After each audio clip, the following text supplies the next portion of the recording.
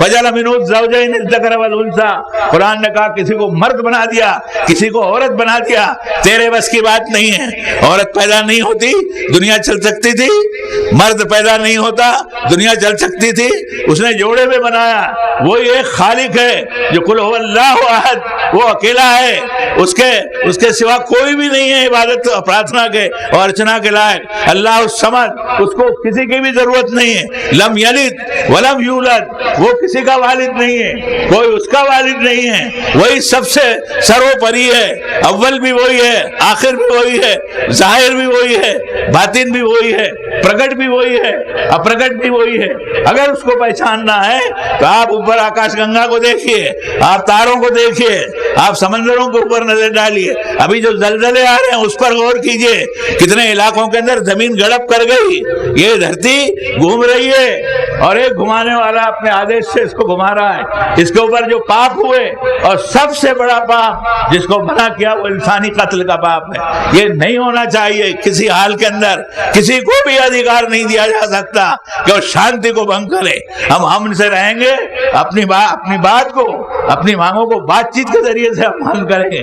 ہمارے بزرگوں نے پہلے سے سن 47 میں جب ہمارا سنویدھان بنا، ہم نے یہ طے کیا تھا کہ جو اس ملک کو اپنا دیش مانتا ہے، اپنا ملک مانتا ہے، اس کو رہنے کا یہاں حق ہے۔ ہم نے سب کے باہر کے لوگوں کو بھی حق دیا ہے۔ اس ملک کی شان ہے کہ جہاں باہر سے بھی کوئی ہوا آئی، اس نے اپنے دروازے بند نہیں کیے، اس نے اپنی کھڑکیاں بند نہیں کی۔ ستیہ اگر کہیں سے بھی آتا ہے تو اس کو سویکار کرو۔ سبھی مذہب کے لوگوں سے بھی کہتا ہوں کہ فاصلوں کو آپ کم کیجئے، دیواروں کو چھوٹی کیجئے اور ایک دوسرے کی مدد کیجئے ستیہ کو کھوجنے کے لیے۔ سب سے بڑا پرم ستیہ ہے ایشور ایک ہے، اللہ ایک ہے، وحدہ لا شریک ہے۔ اس کی کوئی پتنی نہیں، اس کا کوئی پتا نہیں، اس کا کوئی پتر نہیں۔ جو کھانا کھاوے، جو نیند آوے، جس کو بھوجن کی ضرورت ہو، جو مر جاوے، جو پیدا ہوئے، وہ مالک نہیں ہو سکتا۔ اس تھیوری کو اگر مان لیا جائے تو ایک ایشورا واد، جس کو توحید ہم کہتے ہیں، وحدانیت، وہ سب سے بڑی چیز ہے۔ انسانیت ایک ہے اور سب کا مالک ایک ہے، اور سب کو جانا اس کے پاس میں ہے۔ جو گیا یہاں سے مر کر کے اس کو اپنے مالک کے سامنے کھڑا ہونا ہے۔ اس بات کو سب سوچ لیں کہ آج جس 2006 میں آپ سانس لے رہے ہیں، آپ سے کہتا ہوں میں 100 سال پہلے کا کوئی آدمی ناگپور کا دکھ رہے گا آپ کو؟ کہاں گئے؟ فرمایا سب زمین نگل گئی ان کو، ثم بعثناکم من بعدہم لننظر کیف تعملون۔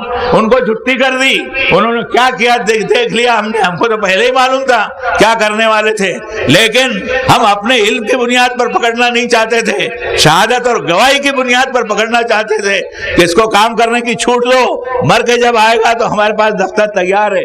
اس کے بدن کے ایک ایک رونگٹے کے اوپر، ایک ایک انگلی کے اوپر، چمڑے کے ایک ایک انچ جگہ کے اوپر اس سے جو کچھ کاریہ کیا ہوا ہے وہ لکھا ہوا پائے گا۔ وَوَجَدُوا مَا عَمِلُوا حَاضِرًا، اور کوئی انسان اپنے برے کرموں سے بچنے کے لیے کوئی راہ نہیں پائے گا۔ ایک ہی راستہ ہے کہ برائی سے ہم بچیں اور ہم عورتوں کے حقوق بھی دیں۔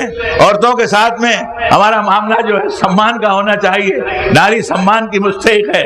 بس یہ کہتے ہوئے تھوڑی دیر میں ودا ہو جاؤں گا کہ پرو اور تہوار جتنے ہیں اس کو خوشی کا موقع تو بنا ہی لیتے ہیں ہم، لیکن اس کے ساتھ ساتھ اس موقع پر ہم یہ دیکھیں کہ اس ملک میں غریب گھٹک جو ہیں، ہمارے غریب بھائی اور بہنیں جو ہیں، ان کو ہم کیا دے سکتے ہیں؟ لاکھوں روپے کے گیٹ مت بنائیے، چھوٹا سا گیٹ بنا لیجئے اور باقی پیسہ جو ہے غریبوں کے اوپر خرچ کیجئے، قرض داروں کو سود سے چھڑائیے اور بہنوں کے ساتھ میں اچھا ویوہار ہو ہماری بیٹیوں کے ساتھ میں۔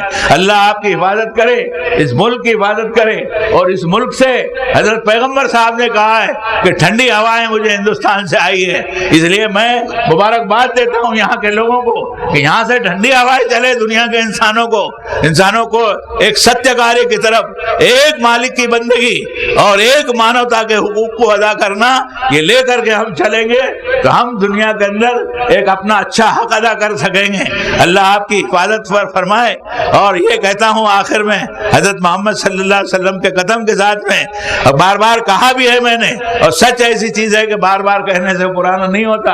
فرمایا کہ السفینۃ فإن البحر حامی، کشتی کو بنی مضبوط بنا لے انسان اپنی ناؤ کے اوپر اتنے بڑے سمندر میں چل رہا ہے، کشتی مضبوط ہونی چاہیے تو ڈوب جائے گی، طوفان کی نظر ہو جائے گی۔ خفف ظہرک فإن العقبۃ قعود، پیٹھ کے بوجھ کو ہلکا کر لے، قرض کے بوجھ ہیں، جھوٹ کے بوجھ ہیں، قتل انسانی کے بوجھ ہیں، لوگوں کے ساتھ ظلم کیا ہے، ان سب بوجھ کو ہلکا پھلکا کر کے دنیا سے چلا جا۔ خفف ظہرک فإن العقبۃ قعود، فرمایا واستکثر الزاد فإن السفر طویل، سامان سفر ساتھ میں لے لے، یاترا انسان بڑی کٹھن ہے۔ اور آخر میں فرمایا کہ واستخلص فی العمل فإن الناقد بصیر، عمل میں اخلاص، نیت کو اپنی نیت کو اچھی کر لے۔ سڑک پر چل رہا ہے، کسی عورت کی طرف ایک مرتبہ تیری آنکھ چلی گئی تو شاید معافی ہوگی، دوسری بار اس عورت کو دیکھے گا واسنا کی نظر سے، میں دیکھ رہا ہوں تجھے، تیرا پیدا کرنے والا تجھے دیکھ رہا ہے۔ فرمایا واستخلص فی العمل فإن الناقد بصیر، عمل میں اخلاص کر لے، پیدا کرنے والے کی نگاہ بڑی تیز ہے۔ اللہ آپ کو سلامت رکھے اور اس ملک میں سب لوگ امن سے رہیں، یہ کہتے ہوئے میں آپ سے ودا ہوتا ہوں۔ صلی اللہ تعالی علی خیر خلقہ۔